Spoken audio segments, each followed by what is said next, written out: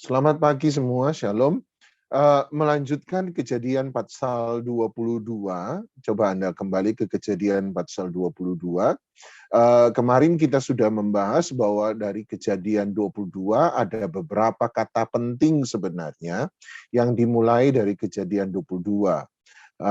Kata pertama yang muncul dalam Alkitab dalam Kejadian 22 adalah kata sembahyang dalam bahasa Indonesia atau worship dalam bahasa Inggris, menyembah. Saya mengatakan pada Anda bahwa sebenarnya kata worship itu bukan pertama kali muncul dalam Kejadian 22, tetapi sebab kata worship berarti bersujud, berarti sujud bow down, sujud ke bawah, merendahkan diri, sehingga pernah muncul pertama kali Kejadian 18, tetapi kurang cocok untuk benar-benar kemudian dipahami sebagai penyembahan. Baru beberapa orang peneliti Alkitab percaya, setuju bahwa kata worship memang muncul dari Kejadian 22, tapi itu adalah sebuah kontroversi masih dalam sebuah perdebatan. Tetapi marilah kita anggap bahwa kata worship, kata sembahyang, kata ibadah pertama kali muncul pada Kejadian 22. Nah, tetapi sebenarnya ada beberapa kata lain yang baru pertama kali muncul setelah 22 pasal dalam Alkitab. Dan kata itu adalah kata mengasihi. Kemarin kita sudah belajar, dan anehnya kata mengasihi itu muncul dua kali dengan dua bentuk yang berbeda dalam Kejadian 22. Bentuk pertama dari kata kasih adalah kata ahava atau ahav. Dari sana kita menemukan nama Rahab misalnya. Sebab Ahab berarti kasih. Kasih dalam sebuah hubungan manusia dengan manusia yang lain. Itu hubungan yang umum. Jadi kalau cinta seorang sahabat dengan sahabat, kasih seorang sahabat dengan sahabat, kita bisa berkata itu ahava atau ahab. Hubungan antara orang tua dan anak, kita juga sebut itu sebagai ahava, bisa sebagai ahab atau kasih secara umum. Hubungan antara suami dan istri ada beberapa kali dalam Alkitab menggunakan kata ahava juga atau kata ahaf. Misalnya hubungan antara tuan dan hamba juga dalam Alkitab paling banyak bicara soal ini, juga menggunakan kata ahava atau ahab. Jadi Anda lihat ini hubungan manusia dengan manusia lain secara umum. Dan menariknya adalah ketika kata ahava atau ahab mengasihi ini pertama kali keluar, justru ada pada Kejadian 22 ayat 3, bukan dalam relasi suami dan istri, bukan dalam relasi sahabat dengan sahabat, bukan dalam relasi tuan dan hamba, Allah dengan umatnya, raja dengan rakyatnya, tetapi justru dalam relasi ayah dan anaknya. Dan yang lalu kita sempat belajar, saya menegaskan bahwa justru memang hubungan pertama antara kita dengan Tuhan, menurut saya bukanlah hubungan antara pencipta dan ciptaannya, bukanlah hubungan antara sahabat yang setia, sobat yang setia, bukanlah hubungan dengan mempelai Kristus dengan mempelai pria dan mempelai wanita, bukan. Tetapi memang hubungan pertama antara Tuhan dan kita adalah hubungan antara Bapa dan anak.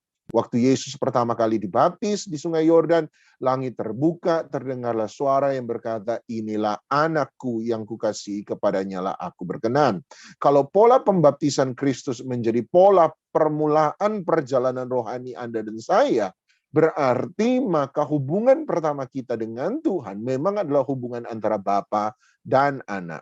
Tuhan Yesus dalam doa Bapa kami, menariknya dia memulai dengan hubungan antara Bapa dan anak, Bapa kami yang di surga, tetapi dia kemudian menutup dengan hubungan antara raja dan umatnya, ketika dia berkata, sebab engkaulah yang punya kerajaan dan kemuliaan dan kuasa untuk selama-lamanya. Berarti perjalanan rohani, kalau doa Bapa kami kita anggap sebagai satu perjalanan rohani, berarti memang perjalanan rohani pertama dimulai dari hubungan kita dengan Tuhan sebagai Bapa, sampai kepada hubungan kita dengan Tuhan sebagai Raja. Jadi dimulai dengan Bapa, ditutup dengan Raja. Dan inilah yang coba mungkin menurut saya diajarkan oleh Kejadian 22 kepada Anda dan saya, bahwa nomor satu, Anda apapun yang terjadi, Anda boleh jauh dari Tuhan sama seperti anak terhilang, Anda boleh pergi dari Tuhan, Anda dan saya boleh berdosa dan kemudian meninggalkan Tuhan. Tapi bagaimanapun juga anak tetaplah anak. Anak tetaplah anak. Itu sebabnya ketika Lukas 15 bicara tentang anak bungsu yang mau kembali. Dan waktu dia mau kembali pada bapaknya, dia berkata, "Bapa, aku tidak lagi pantas untuk jadi anak Bapa. Jadikanlah aku orang upahan Bapa." Tetapi waktu dia mau ngomong, Bapa tiba-tiba menolak omongan anak bungsu itu, mematahkan perkataan anak bungsu, dan berkata kepada hamba-hambanya, "Ambillah jubah." Jubah apa? Jubah anak. Kamu boleh kembali, kamu boleh rusak, kamu boleh hancur, kamu boleh berdosa, kamu boleh meninggalkan Tuhan. Tapi ketika engkau kembali kepada Dia, Anda tetap akan dianggap Dia sebagai anak. Anda tetap akan kembali sebagai anak. Jadi anak bungsu tidak sempat berkata kepada bapaknya, "Aku jangan jadi anak." Tidak sempat. Sebab bapaknya mematahkan perkataan dan berkata, "Bagaimanapun juga engkau adalah anak." Yang kedua, kata kasih yang kedua muncul, kita belajar justru dalam bentuk yang cukup berbeda. Tidak pernah saya sangka pada mulanya. Ketika Abraham hendak menghunuskan pisau untuk mempersembahkan Ishak, tiba-tiba Tuhan menghentikan Abraham dan berkata, "Abraham, Abraham, jangan engkau teruskan perbuatanmu itu, sebab sekarang aku tahu bahwa engkau fear of me, takut akan aku." Dan kata takut di sana menggunakan kata yare, yang ketika dikenakan kepada Tuhan, dan memang umumnya kata yare menunjukkan pada takut akan Tuhan. Pada takut akan Tuhan. Dalam seluruh Alkitab, umumnya kata yare menggunakan pada kata takut akan Tuhan. Nah, kata takut akan Tuhan di sana kita belajar berarti bukan takut karena terintimidasi oleh Tuhan. Takut karena kita akan dihukum oleh Tuhan, takut Tuhan sentil, takut Tuhan pukul, takut Tuhan hancurkan. Enggak. Kata takut di sana lebih tepatnya untuk diterjemahkan sebagai takut kehilangan sesuatu yang berharga. Mengapa saya takut kehilangan sesuatu yang berharga? Sebab bagi saya itu adalah sesuatu yang saya kasihi, itu adalah sesuatu yang saya cintai.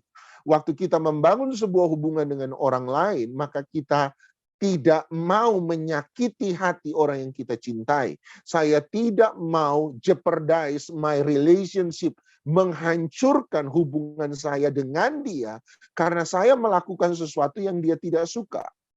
Demikian pula kata takut di sana oleh beberapa peneliti Alkitab kemudian setuju bahwa memang kata takut di sana memang dapat dipahami dengan kata mengasihi. Now I know that you love me. Sekarang aku tahu engkau mengasihi aku. Nah, kata ketiga, kalau bisa disebut yang ketiga, kata ketiga yang pertama kali muncul dalam Kejadian 22, itu yang lalu kita sudah bahas. Nah, sekarang kita akan bahas kata ketiga yang pertama kali muncul dalam Kejadian 22, ada pada Kejadian 22 ayat 1. Kejadian 22 ayat 1, Alkitab berkata, setelah semuanya itu, Allah mencobai Abraham. Dia berfirman kepadanya, Abraham, lalu sautnya, Hineni, ini aku, here I am. Nah, kata ketiga yang pertama kali muncul dalam Alkitab adalah dalam Kejadian 22 adalah kata mencobai atau nasah dalam bahasa Ibrani. Kata mencobai. Nah, kemarin kita sudah belajar bahwa kata kedua yang pertama kali muncul dalam Alkitab pada Kejadian 22 adalah kata mengasihi. Oleh sebab itu sekarang kita bisa melihat hubungan antara worship and love, penyembahan dan kasih.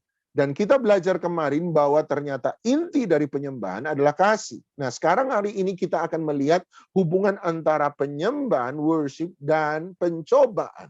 Hubungan antara worship, penyembahan, dan pencobaan. Sebab kata pencobaan atau dicobai adalah kata pertama kali juga yang muncul dalam Alkitab di Kejadian 22. Nah, apa makna?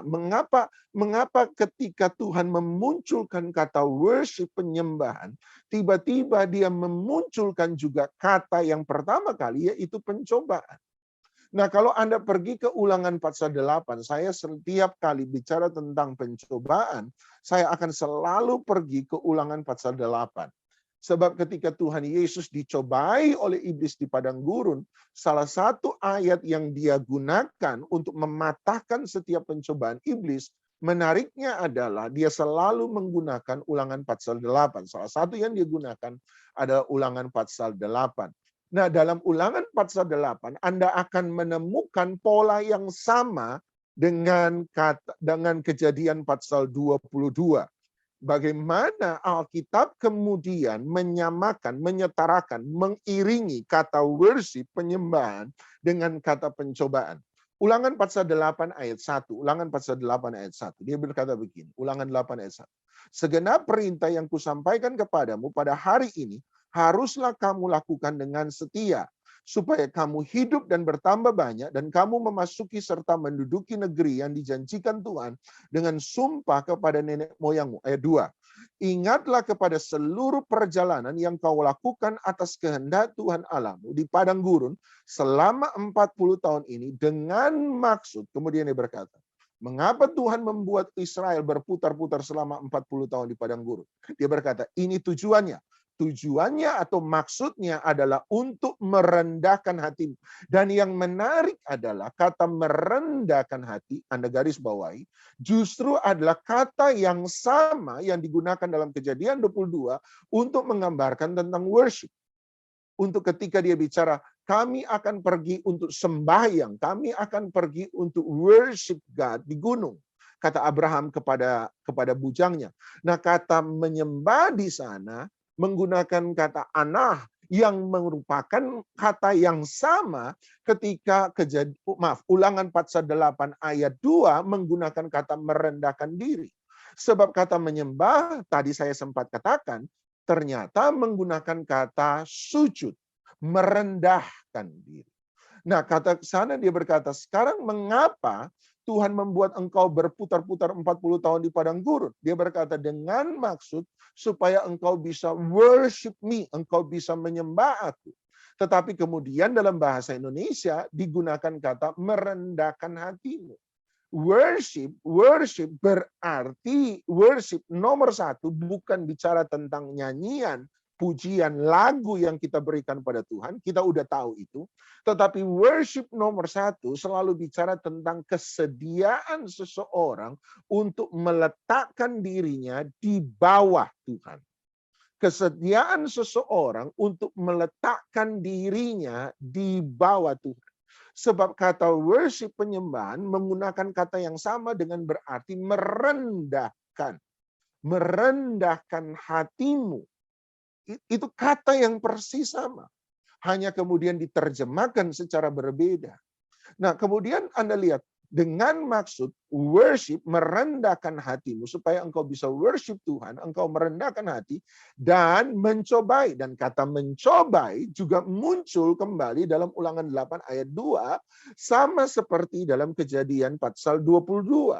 Pencobaan dan penyembahan ternyata adalah dua hal yang berjalan beriringan. Setiap pencobaan yang kita alami ternyata dimaksudkan sebenarnya supaya Anda dan saya bisa membawa hidup kita, hati kita itu diletakkan di bawah Tuhan. Di bawah Tuhan. Sadarkah Anda bahwa pesan pertobatan Yesus tidak pernah dia berkata, bertobatlah sebab dosamu terlalu banyak, dan kalau dosamu banyak, engkau tidak bertobat, engkau masuk neraka. Sadarkah Anda, Yesus tidak pernah berkata begitu. Yesus tidak pernah mengatakan bertobatlah supaya kamu bisa masuk surga. Enggak pernah. Makanya yang lalu saya pernah katakan pada Anda, tujuan kita mengiringi Yesus, tujuan kita mengikuti Yesus bukan supaya saya bisa masuk surga. Bukan.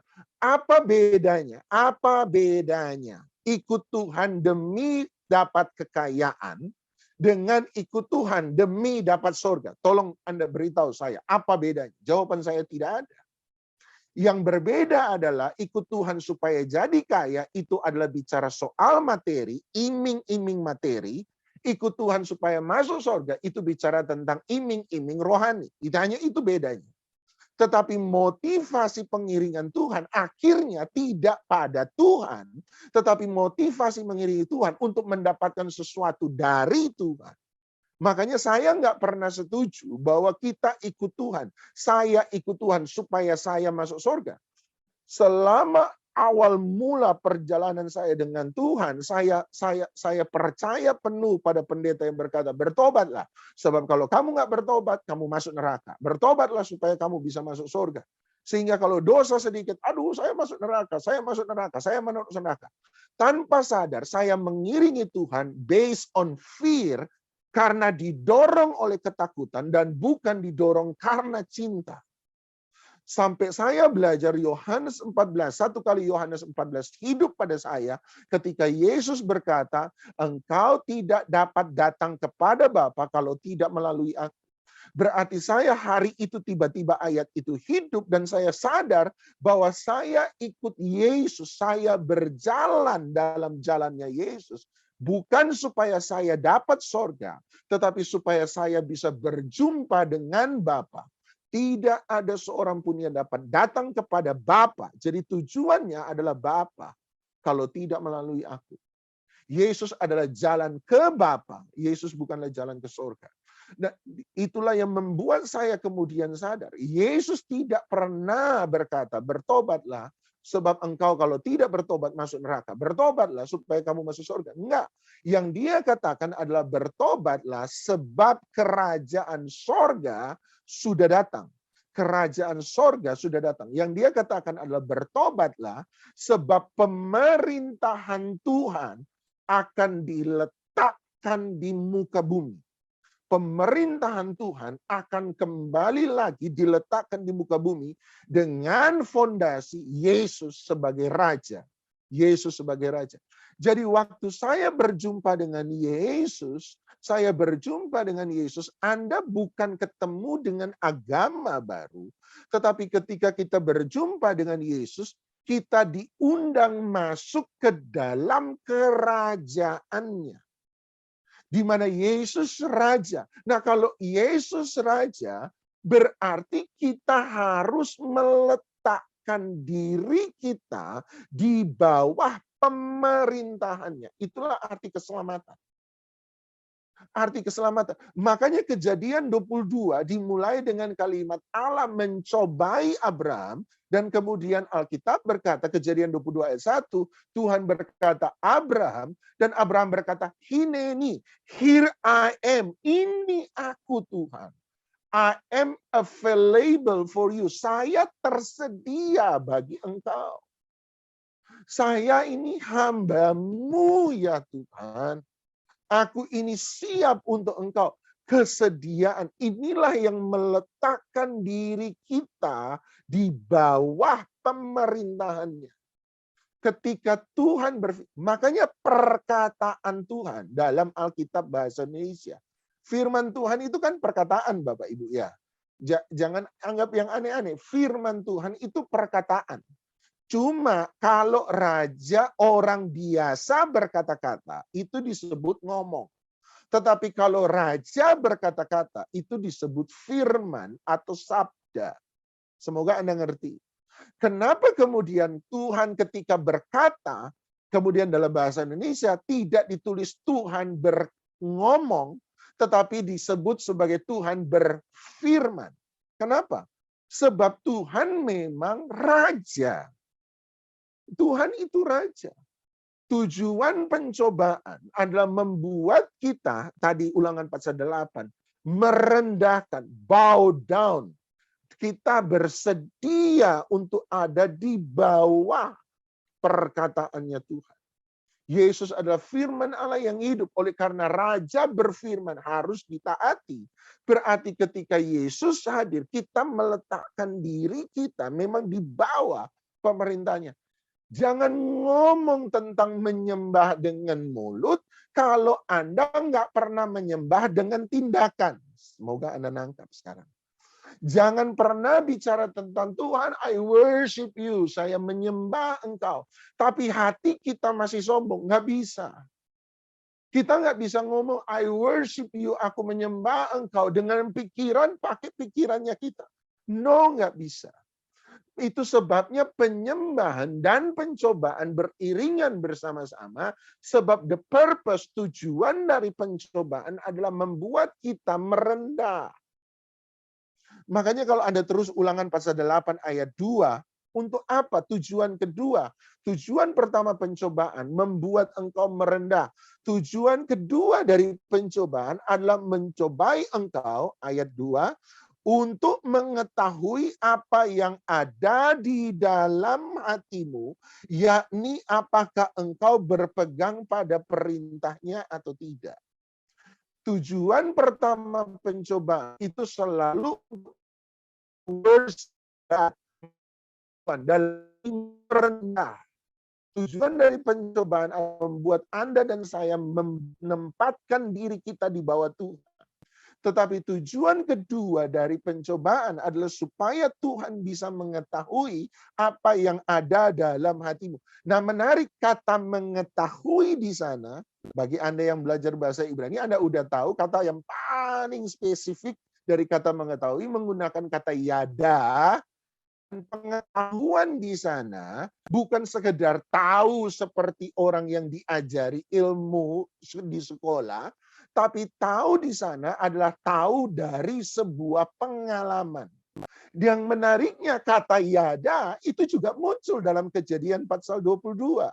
Kapan kata yada muncul dalam Kejadian 22? Itu tadi. Waktu Abraham hendak menghunuskan pisaunya, tiba-tiba Tuhan menghentikan Abraham dan berkata, Abraham, now I know that you love me. You fear of me. Sekarang aku tahu. Nah, kata tahu di sana bahwa engkau takut akan aku, engkau mengasihi aku. Kata tahu di sana ternyata adalah kata yang sama yang digunakan dalam Ulangan pasal 8, yaitu kata yada. Jadi Tuhan berkata tujuan pencobaan ada dua. Nomor satu, membuat engkau meletakkan dirimu di bawah pemerintahan Tuhan. Jangan ngomong kita menyembah kalau pikiran kita masih sombong. Jangan ngomong mau menyembah Tuhan dengan mulut kalau hati kita masih arogan. Yang kedua dia berkata, supaya Tuhan tahu yada. Yada di sana bukan yada karena tahu, tetapi yada karena pengalaman. Tahu dari sebuah pengalaman. Tahu dari sensis, dari tindakan. Tahu dari bukan cuma lihat, bukan cuma dengar, tapi ngalami sendiri. Makanya kata yada seringkali juga berarti hubungan yang intim. Hubungan apa? Hubungan dari pengalaman. Tahu istri Anda, mohon maaf kalau ini anggap erotis, mohon maaf. Tetapi saya tahu istri saya bukan cuma karena saya lihat dia, tapi saya tahu istri saya karena saya bersentuhan dengan dia. Maka katanya hubungan intim dalam bahasa Indonesia seringkali dipakai kata menggauli.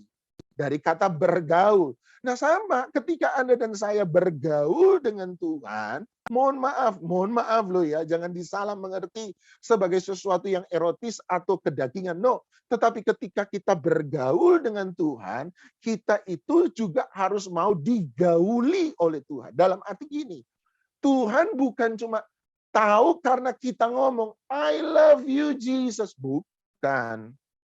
Aku cinta engkau Yesus. Bukan. Tapi Tuhan tahu dari cinta kita dari mana?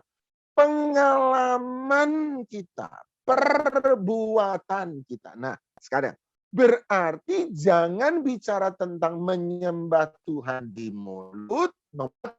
Nomor satu, kalau hati masih arogan, masih tinggi, nggak rendah, pikiran masih sombong, masih tinggi, nggak rendah.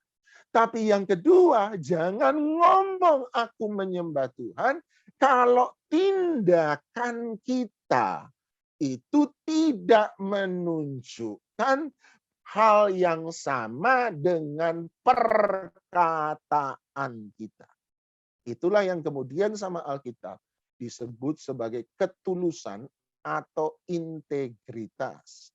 Integritas artinya apa yang Anda omong dan apa yang Anda buat itu sama.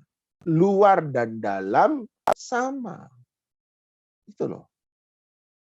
Yang menarik adalah satu kali Abraham pernah nipu satu raja. Dua raja sih dia pernah nipu. Raja di Mesir dan raja di Filistin. Dan waktu dia menipu, yang terakhir raja kedua ngomong, Tuhan bilang, raja, kembalikan itu perempuan, Sarah. Kembalikan itu perempuan sama suaminya. Sebab tanpa engkau tahu, itu kamu udah ambil istrinya orang. Dan orang itu adalah hambaku. Enggak, aku pukul seluruh rakyatmu, aku pukul semua orang yang ada di istanamu, supaya engkau tahu bahwa itu benar-benar aku. Dan kemudian sang raja berkata, Abimelek kalau nggak salah. Abimelek kemudian berkata, aku nggak tahu Tuhan. Aku nggak tahu. Orang itu bilang itu bukan istrinya. Orang itu bilang, Abraham itu bilang bahwa itu saudara misalnya. Aku pikir bukan istrinya. Aku nggak tahu. Apakah Tuhan nggak pernah melihat ketulusan itu? Nah, kata ketulusan bicara soal integritas di luar dan di dalam sama. Dan yang paling menarik, Tuhan jawab begini sama Abimelek. Justru karena aku tahu ketulusan hatimu, itu sebabnya aku mencegah engkau sebelum engkau berbuat dosa. Tuhan itu suka sama ketulusan. Sehingga orang bukan orang pilihan istilahnya. Ketika Abimelek berkata, Tuhan apa enggak tahu ketulusan hatiku? Tuhan bilang, justru karena aku tahu ketulusanmu, perbuatanmu sama omonganmu, tindakanmu sama hatimu sama.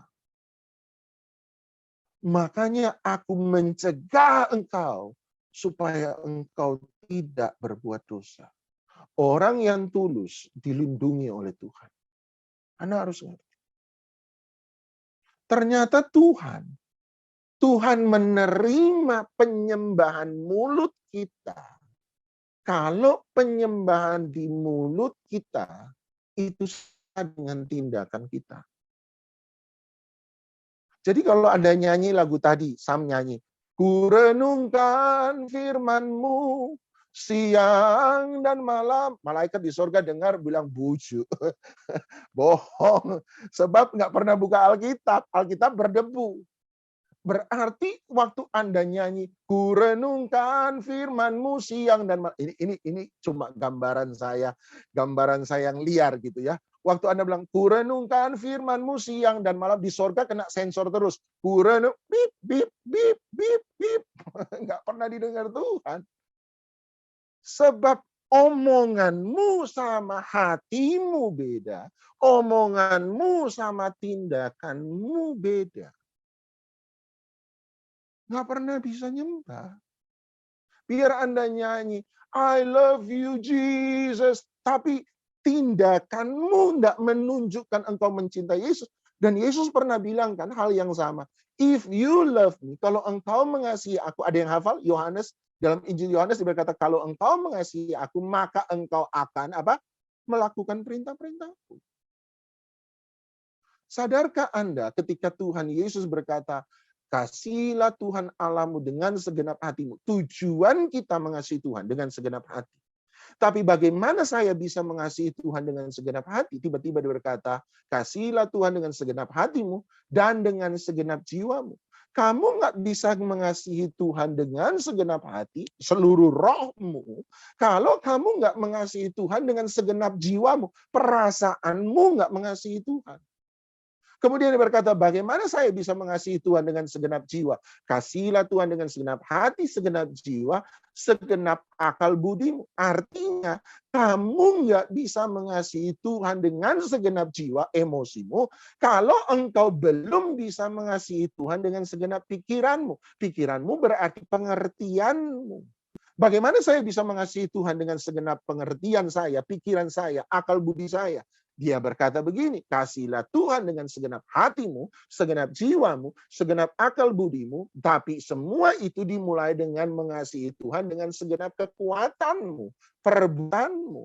Artinya kunci pertama untuk mengasihi Tuhan dengan segenap hati, kunci pertama, kasih Tuhan dengan segenap perbuatan kita.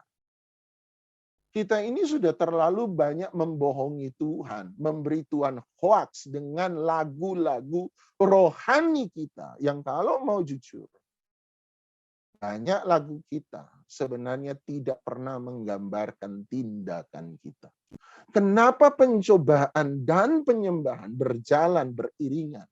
Sebab lewat pencobaan baru di situ nyata sebenarnya kita ini siapa. Sesuaikah lagu-lagu kita dengan tindakan kita? Sesuaikah lagu-lagu kita dengan hati kita? Hari itu waktu saya belajar waktu itu, buat saya kagum dengan Tuhan. Dia mau mengenal Anda dan saya. Dia mau yada, tapi yada dari pengalaman. Berjalan dengan Tuhan adalah pengalaman tiap hari. Hari ini, mari yuk kita naikkan pujian kita. Tapi selesai saat teduh ini, penyembahan yang sejati Anda akan terlihat lewat perbuatan kita. Mari kita datang pada Tuhan. Kita siapkan roti dan anggur kita. Itu sebabnya salib menjadi penyembahan Yesus yang terbesar. Kenapa salib, saya berkata, menjadi penyembahan Yesus yang terbesar? Sederhana. Sebab disaliblah Anda akan melihat ketaatan Yesus sampai akhir kepada Bapanya. Kita nggak bisa melihat Taman Getsemani, di mana Yesus berkata, bukan kehendakku yang jadi, melainkan kehendakmu yang jadi. Hanya pada satu spot itu nggak bisa. Kematian Kristus tidak bisa terlepas dari kehidupan Kristus. Anda harus melihat Taman Getsemani, salib sebagai titik akhir dari ketaatan Kristus, dari teladan Kristus tentang ketaatan kepada setiap kita. Tapi titik awalnya dimulai dari mana? Sungai Yordan. Kenapa saya berkata Sungai Yordan menjadi titik awal? Coba Anda baca di Sungai Yordan, peristiwa Sungai Yordan Yesus dibaptis. Yohanes ngomong begini Yohanes Pembaptis ngomong begini sama Yesus, bukan kamu yang harus dibaptis, melainkan aku yang harus dibaptis.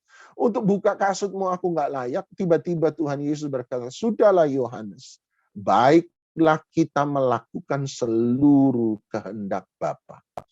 Wow, baptisan bagi Yesus adalah kesediaan untuk taat kepada Bapanya. Jadi perjalanan Yesus, pelayanan Yesus dimulai daripada kesediaan untuk taat kepada Bapanya dan diakhiri dengan salib sebagai bukti tertinggi dari kesediaan Kristus kepada Bapanya. Di Sungai Yordan dia menyerahkan hatinya kepada Bapanya, tetapi di salib dia menyerahkan tubuhnya kepada Bapanya. Mari yuk berjalan dari Yordan sampai salib. Dari Yordan sampai Getsemani. Jangan cuma nyembah Tuhan pakai lagu. Saya punya mentor, dan mentor saya suka ngarang lagu. Salah satu lagu dia berkata begini, salah satu lagu yang dia ciptakan lagu gini.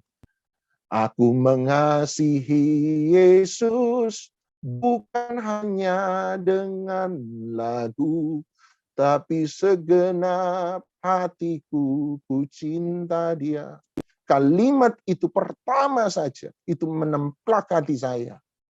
Kita ini terlalu banyak mencintai Yesus cuma dengan lagu. Yesus menyerahkan hatinya di Yordan, tapi Yesus menyerahkan tubuhnya di Getsemani. Dan itulah perjalanan worship, penyembahan Itulah penyembahan Yesus pada Bapaknya. That's the true worship. Bukan berarti saya bilang nggak usah nyanyi. Marilah menyanyi sebagai ekspresi dari cinta kita. Tapi ingat, surga ada sensor. Waktu tindakan Anda nggak sama dengan lagu Anda. Lagu Anda kena sensor terus. Mohon maaf, ini imajinasi liar saya. Di surga bunyinya bip bip bip bip bip bip bip bip terus. Semoga bukan bip apa, tapi bip bip bip. Nggak pernah nyampe. Tapi hari ini yuk mari. Benar-benar waktu kita nyanyi. Nggak ada yang kena sensor hari ini. Sebab Tuhan temukan apa yang Anda nyanyikan dan apa yang kita nyanyikan dan apa yang kita perbuat itu sama. Bapa, selidiki hati kami. Seperti Daud kami mau berkata, selidiki hati kami. Dan biar Engkau temukan bahwa di hati kami benar-benar ada penyembahan kepadamu. Hari ini biarlah kami belajar dari Taman Getsemani. Sama seperti Yesus bersedia, bukan hanya memberi hatinya, tetapi dia juga memberi tubuhnya. Bahkan penyerahan tubuh Yesus dimulai dari penyerahan hati Yesus kepada Sang Bapa. Ajar kami punya hal yang sama. Kalau hati kami sudah disentuh oleh Engkau, kalau hati kami sudah mencintai Engkau, biarlah tindakan kami adalah tindakan yang mengasihi Engkau. Angkat roti di tangan kanan Anda. Yesus pada perjamuan makan malam terakhir mengambil roti, mengucap syukur atasnya, dan berkata, inilah tubuhku yang telah dipecahkan bagi kamu. Perbuatlah ini menjadi peringatan akan aku. Percayakah Anda bahwa ini bukan lagi roti biasa, tetapi ini adalah persekutuan dengan tubuh Kristus. Sama seperti tubuhnya dipecahkan, berarti ketika kita bersekutu dengan dia, dia mengundang kita untuk memecahkan tubuh kita, kehidupan kita, sama bagi kemuliaan Tuhan.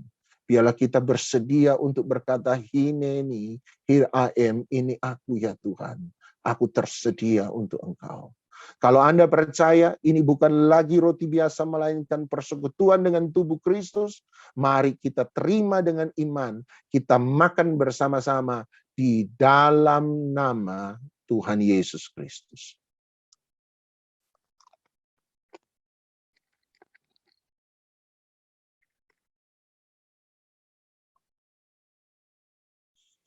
Angkat cawan di tangan kanan Anda.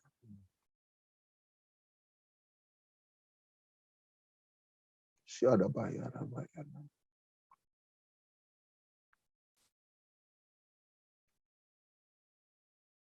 Yesus kemudian mengambil cawan, mengucapkan syukur atasnya, dan berkata, inilah cawan perjanjian baru, darahku yang telah ditumpahkan untuk dosa semua orang.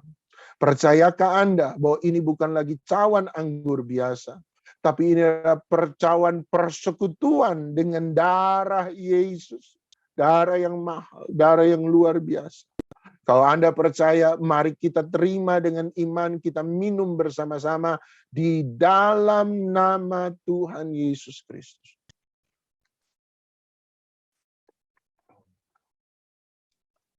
Mari sebelum kita serahkan kepada yang berdoa syafaat, mari beri waktu 5 menit, kita sembah dia. Sam, tolong Sam. Biarlah firman Tuhan hari ini kembali lagi kita renungkan. Sudahkah antara perkataan dan perbuatan kita sama? Sudahkah antara hati kita dan tindakan kita sama, tulus? Di perjanjian lama Tuhan berkata, roh Tuhan, mata Tuhan menjelajahi seluruh bumi, mencari orang yang sungguh hati. Kata sungguh hati di sana tulus. Ya cari orang yang tulus. Sebab antara perkataan dan tindakan seringkali beda. Tidak banyak orang yang punya hati dan perbuatan sama. Tapi hari ini izinkan Tuhan mengalir dalam hidup Anda. Sehingga hari ini penyembahan kita lahir dari hati kita. Perbuatan kita tidak mengkhianati penyembahan kita. Kau ciptakanku dalam kemuliaan-Mu.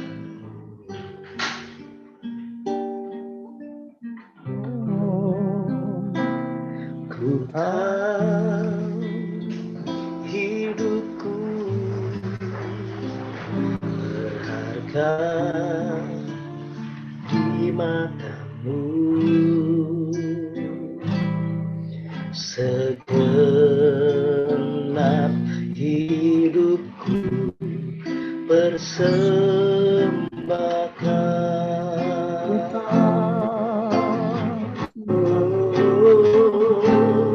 Ku tahu hidupku adalah penyembahan. Kau ciptakanku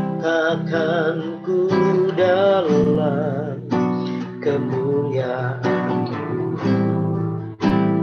Haleluya. Ku tahu hidupku berharga di mata-Mu. Segenap hidupku persembahkan.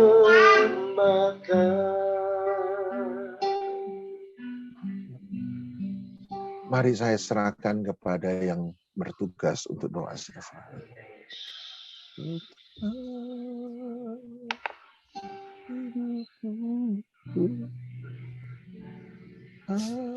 Dalam surga, terima kasih Tuhan. Saat ini kami kembali datang kepadamu. Kami mengucap syukur Tuhan atas kesehatan serta kesempatan pada pagi hari ini. Kami boleh menyembah-Mu, menikmati hadirat-Mu. Terima kasih untuk tubuh dan darah-Mu Tuhan, serta isi hati-Mu yang sudah disampaikan. Biarlah Engkau materaikan firman-Mu Tuhan, supaya kami sungguh-sungguh merenungkannya kembali dan bisa melakukan firman-Mu dengan segenap hati kami. Bapa, juga Kau berkati hamba-Mu Pastor Doni Tuhan. Biarlah hikmat, makrifat, serta pengurapan yang baru senantiasa Engkau tambah-tambahkan atas hamba-Mu Pastor Doni Tuhan. Perluas pelayanannya Tuhan, dan pakai hamba-Mu lebih lagi. Engkau juga berkati seluruh keluarganya Tuhan. Jagai, berikan kesehatan, dan biarlah tudung perlindungan-Mu sempurna atas hamba-Mu Pastor Doni Tuhan. Bapa, ini kami anak-anak-Mu Tuhan, kami merendahkan diri, bersepakat dan bersehati berdoa untuk bangsa kami Indonesia. Engkau tahu keberadaan bangsa kami saat ini Tuhan. Tuhan, kami anak-anak-Mu Tuhan, kami menyerahkan kembali Tuhan, bangsa kami ke dalam tangan-Mu ya Tuhan. Satu hal yang kami tahu Tuhan, bahwa bahwa bangsa Indonesia ada di hati-Mu Tuhan. Ampuni bangsa kami Tuhan, biarlah belas kasih-Mu turun atas bangsa kami Indonesia. Tuhan, kiranya Engkau berikan perlindungan, kesehatan, dan pemulihan ekonomi untuk bangsa kami.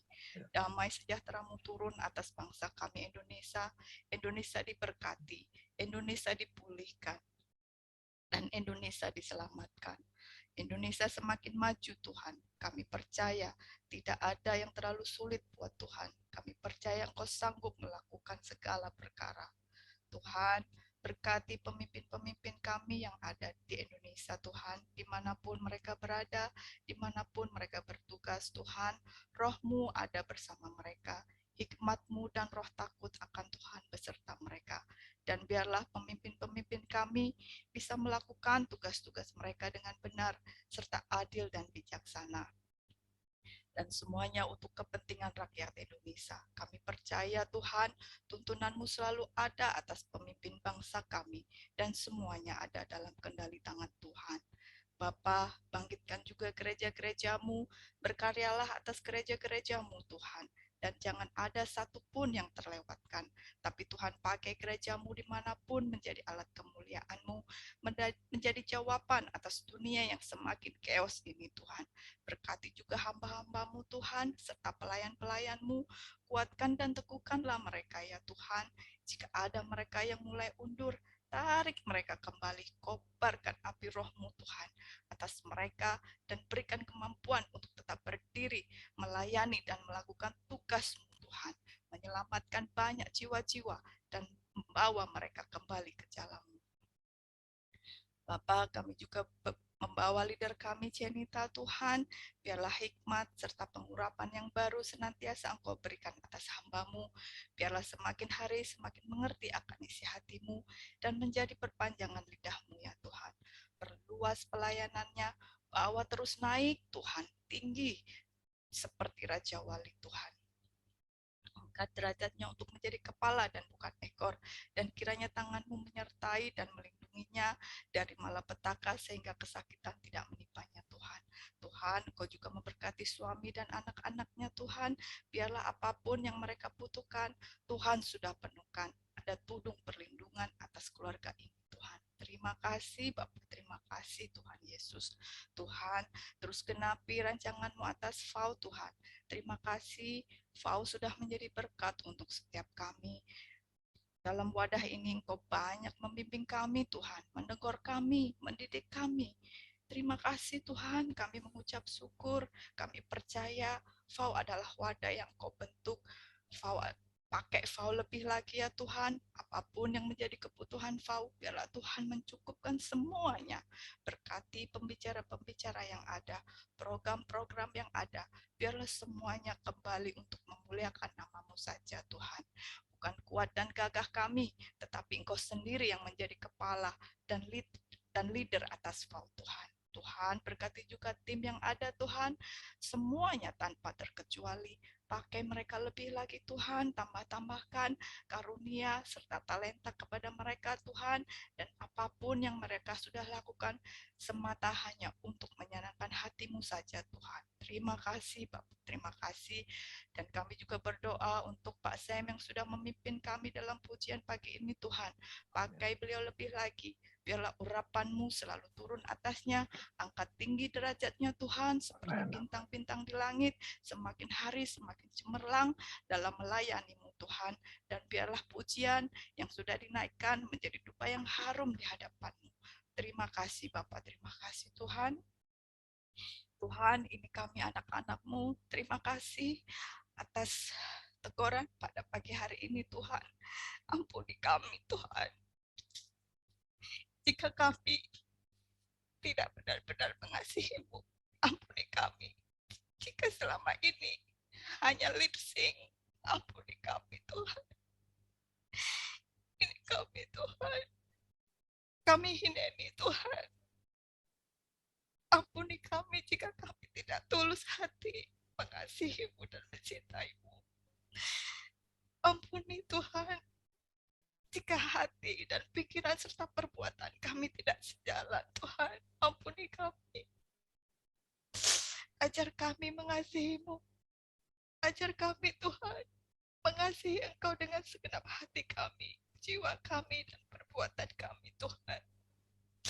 Terima kasih Bapak, terima kasih Tuhan. Ini kami anak-anak-Mu. Kami mau berdoa untuk semua anak-anak-Mu yang ada ibadah pagi ini Tuhan. Kau tahu setiap pergumulan kami masing-masing Tuhan. Berkati semua yang mengikuti ibadah pagi ini Tuhan, dimanapun kami berada. Jika ada di antara kami yang sakit Tuhan, pagi ini juga Tuhan jamah. Kesembuhan sudah terjadi, pemulihan sudah terjadi atas kami semuanya. Kuatkan dan teguhkanlah kami Tuhan. Mungkin saat ini kami dalam tekanan, ketakutan Tuhan, gandeng kami Bapa, seperti dalam firman-Mu Tuhan. Tuhan adalah gembala kami, takkan kekurangan kami. Ia membaringkan kami di padang yang berumput hijau. Ia membimbing kami ke air yang tenang. Ia menyegarkan jiwa kami. Ia menuntun kami di jalan yang benar oleh karena namanya. Sekalipun kami berjalan dalam lembah kekelaman, kami tidak takut bahaya, sebab Engkau beserta kami. Gadamu dan tongkatmu itulah yang menghibur kami.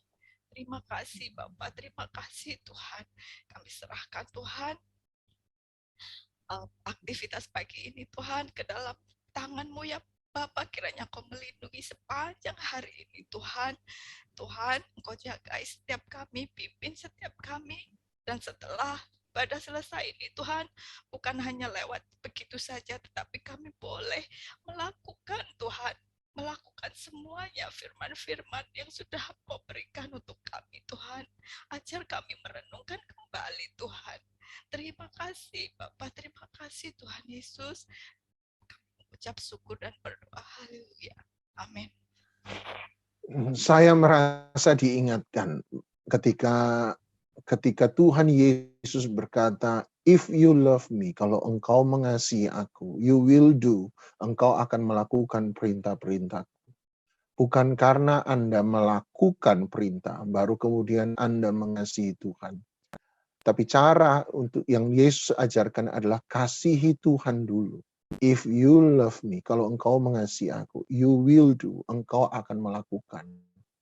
Ketidaksediaan kita untuk taat sebenarnya karena level cinta kita kepada Tuhan tidaklah besar. Kita masih seringkali mencintai kemarahan kita lebih daripada kita mencintai Tuhan. Kita seringkali masih mencintai kebencian kita lebih daripada kita mencintai Tuhan. Seringkali kita masih mencintai ego kita lebih daripada kita mencintai Tuhan. Kunci kehidupan yang kudus justru dimulai dengan cinta.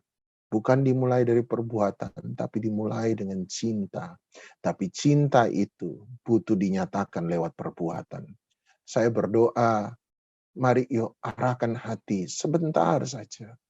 Saya merasa Roh Kudus undang kita untuk taruh hati kita, taruh mata rohani kita, pandang Dia hari ini.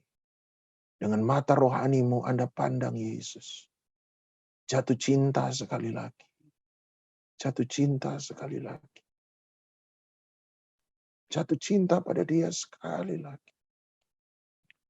Dimanapun Anda berada, dengan lembut Anda bilang sama Dia, I really, really love you. Aku sangat mencintai Engkau.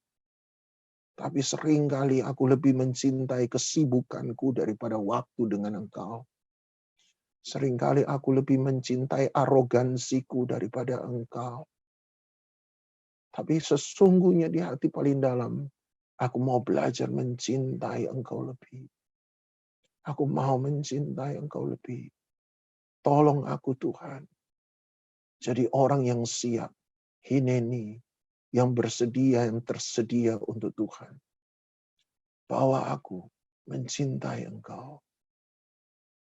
Dan karena Engkau mengasihi Tuhan Allahmu dengan segenap hatimu, maka terimalah segala berkat daripada Allah Bapa, cinta kasih sayang dan syafaat daripada Tuhan Yesus Kristus, persekutuan penghiburan, kekuatan, sukacita damai sejahtera, kemenangan hikmat wahyu daripada Roh Kudus, menyertai kita semua, keluargamu, masa depanmu, pekerjaanmu, mulai daripada pagi hari ini sampai selama-lamanya.